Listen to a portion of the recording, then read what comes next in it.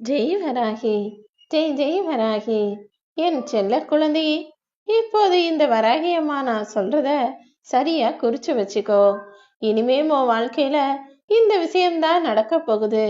நீயே நினைச்சாலும் நான் உன் வாழ்க்கையில நடத்தி கொடுக்க போகும் விஷயங்களை தடுக்க முடியாது என் தங்கமே. நான் சொல்றத உன்னால நம்ப முடியாட்டியும் நிஜமாவே இது நடக்குமான்னு சந்தேகமே வந்தாலும் கூட இதுதான் உண்மைங்கிறத புரிஞ்சுக்கோ. உன்னால பலன் கிடைக்கிற வரைக்கும், உன்னால அவர்களுடைய தேவைகளும் காரியமும் முடிகிற வரைக்கும் உன்னை நல்லவன்னு சொல்லிக்கிட்டு இருப்பாங்க. எப்போது உன்னால் எந்த காரியமும் நடக்காது, எந்த பலனும் இல்லைன்னு நினைக்கிறாங்களோ அப்போதே உன்னை கெட்டவனாக நினைக்க ஆரம்பித்து விடுவார்கள் என் செல்லமே. புத்தகங்களை விட இங்க உள்ள மனிதர்கள் தான் வாழ்க்கையை அதிகமா கத்துக் கொடுப்பாங்கன்றத புரிஞ்சுக்கிட்டு, புத்தக வாழ்க்கையை மட்டும் வச்சுக்கிட்டு இந்த உலகத்துல நாம ஜெயிச்சு காட்டிடலான்னு நினைக்காம, வாழ்க்கையையும் உன்னை சுற்றி இருக்கக்கூடிய மனிதர்களையும் கூட புரிஞ்சுக்க தயாராகு. எந்த விஷயம் கிடைக்கலையோ அது இல்லாத போது உனக்கு தேடல் அதிகமாக இருக்கலாம். ஆனால் இருக்கிற போது அதை அலட்சியமாக தானே நீ நினைக்கிற. அன்பான மனிதர்களுக்காக விட்டு கொடுத்து போறதும் இறங்கி போறதும் அனுசரிச்சு போறதும் தப்பே இல்லை என் தங்கமே. உன்னுடைய அன்பை புரியாம உன்னுடைய அக்கறையையும் அனுசரணையும் நீ உண்மையா அவர்களுக்காக பார்த்து பார்த்து செய்ததையும் புரிஞ்சுக்காத மனிதர்களுக்கு நீ என்னதான் செஞ்சாலும் பலனில்லை அல்லவா. அவங்கள பத்தி யோசிக்காம விலகி போயிடு. ஒரு விஷயத்த பத்தி உன்னால கனவு காண முடியும், இது நடந்தா நல்லா இருக்குமேனு உனக்கு அடிக்கடி யோசனைகள் வருதுன்னா அதை நிச்சயம் நனவாக்கவும் உன்னால் முடியும். ஒரு விஷயத்த நடத்தணும்னு எந்த அளவுக்கு அதிகமா ஆசைப்படுறியோ, எந்த அளவுக்கு அதை பத்தியே யோசிக்கிறியோ, அது நிச்சயம் உன் வாழ்வில் நல்லபடியாக நடந்து முடியும் என் செல்லமே. உன்னால இதுவரைக்கும் யாருக்கும் எந்த கெடுதலும் நடந்தது கிடையாது. ஆனா ஒரு சிலர் உன்னை ஏமாத்துற போதும், உனக்கு கெடுதல் செய்யும் போதும், துரோகம் செய்யும் போதும், இவர்கள் நம்ம எப்படியாவது பழி வாங்கிடணும்ன்ற நினைப்பு உனக்கு வருதுதானே. அப்படிப்பட்ட நினைப்பு வரும்போது நீ ஒரு விஷயத்த ஞாபகத்துல வச்சுக்கோ. அவங்க செஞ்ச தப்புக்கு தண்டனை பெறதான் போறாங்க. இதை நீ வேற அவங்கள பழி வாங்கணும்னு ஏதாவது ஒரு துன்பத்தையும் கஷ்டத்தையும் அவர்களுக்கு கொடுக்கலாம் நினைச்சினா மீண்டும் அதற்கு பதிலாகவும் உனக்கு தவறு நிகழ்ந்து விடும் அல்லவா. அதனால நல்லது செஞ்சாலும் கெட்டது செஞ்சாலும் சரி, மனுஷங்க அவங்க செய்த காரியத்திற்கான பலனை அனுபவிப்பாங்கன்னு நினைச்சுக்கிட்டு உன் வழியில உன் வாழ்க்கையில முன்னேறி போய் என் செல்லமே. சாதிக்கிற எண்ணம் மட்டும் உன் ஆள் மனசுல இருந்தா போதும். எது இருந்தாலும் இல்லைனாலும் நிச்சயமாக உன்னால சாதிக்க முடியும். உன் விடாமுயற்சியின் மூலமாக தான் நீ எதிர்பார்த்த விஷயங்களை நான் உனக்கு நடத்தி கொடுக்க போறேன் என் செல்லமே. உன் தகுதியை தீர்மானிக்கிறது மற்றவங்க கிடையாது. உன்னுடைய உழைப்பும் நேரமும் சேர்ந்துதானே உன்னுடைய தகுதியையும் திறமையையும் தீர்மானிக்குது. நீ என்ன செய்யறங்கிறத பொறுத்துதான் இந்த உலக மக்கள் உனக்கு மதிப்பும் மரியாதையும் கொடுப்பாங்கன்ற ஒரு சூழ்நிலை தானே இப்போது எல்லார் வாழ்க்கையிலும் இருக்கு. மற்றவங்களுக்கு நீ நல்லதுதான் நினைக்கிற, நல்லது செய்யற. ஆனா ஒரு சிலர் தோத்து போகும்போதும் அல்லது அவர்கள் வாழ்வில் தவறு நிகழும் போதும், அவர்கள் கஷ்டப்படும் போதும், அவர்கள் கீழே விழுகும் போதும் அதை பார்த்து சிரிச்சிடாதே என் செல்லமே. ஏன்னா ஏதாவது ஒரு கேலி விஷயம் கிண்டலான விஷயம்னா நீ விழுந்து விழுந்து சிரிக்கலாம், அதுல எந்த தப்பும் இல்ல. ஆனா ஒருத்தன் தெரியாம கீழே விழுந்துட்டான், தவறி விழுந்துட்டான்னா அதை பத்தி பேசி சிரிக்க கூடாது என் செல்லமே. ஏன்னா இன்னைக்கு மற்றவர்கள் கஷ்டப்படுவதை பார்த்து சிரிக்கக்கூடிய மனிதர்களுக்கு கூடிய சீக்கிரம் அதே நிலை வரும் என்பதை புரிந்து கொள். நீ எந்த விஷயத்த அதிகம் விரும்புறியோ அது நிச்சயமா உன்னை காயப்படுத்ததான் செய்யும். அதனால விரும்பக்கூடிய விஷயங்களை வெறுக்கக்கூடிய சூழ்நிலையும் வரலாங்கிறத புரிஞ்சுக்கிட்டு எல்லா விஷயங்களிலும் எல்லா உறவுகள்கிட்டையும் கொஞ்சம் அளவோட இருந்துக்கோ. சில சமயம் சில பேர் ரொம்ப அசிங்கப்படுத்திடுவாங்க, ஏதாவது ஒன்ன மட்டம் தட்டி பேசிடுவாங்க, அல்லது உன் மேல நிறைய குற்றம் இருக்க மாதிரியும் நீ தப்பு செய்யற மாதிரியும் பழி சொல்லிடுவாங்க.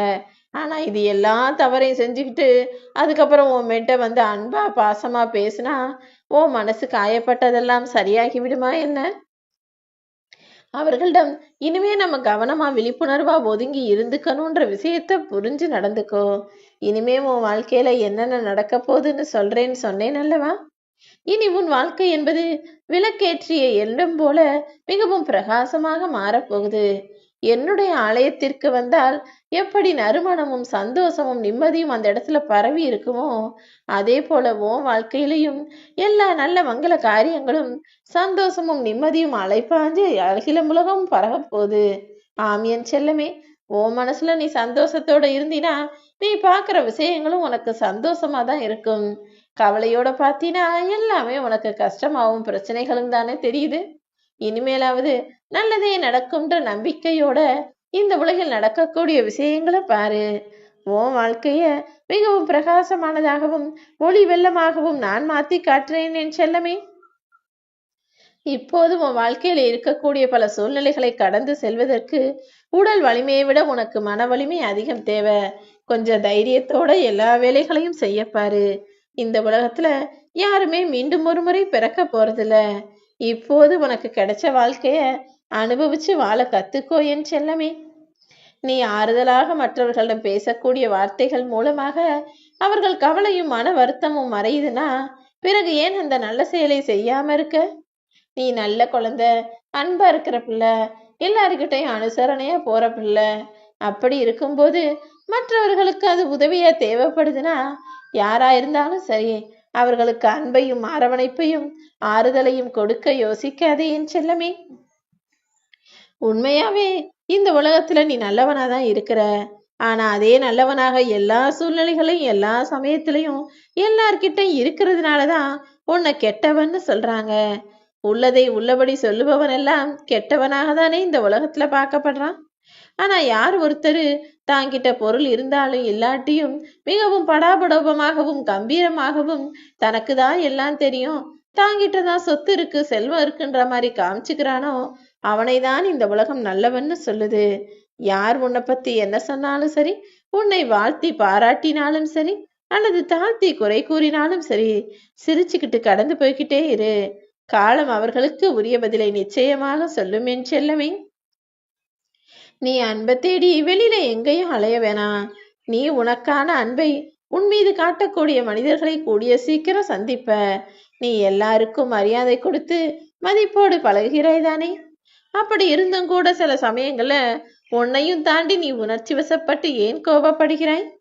உன் மனசுக்குள்ள கோபம் வர ஆரம்பிச்சதுன்னா உன்னை சுத்தி எதிரிகள் உருவாயிருவாங்கன்னு புரிஞ்சுக்கோ.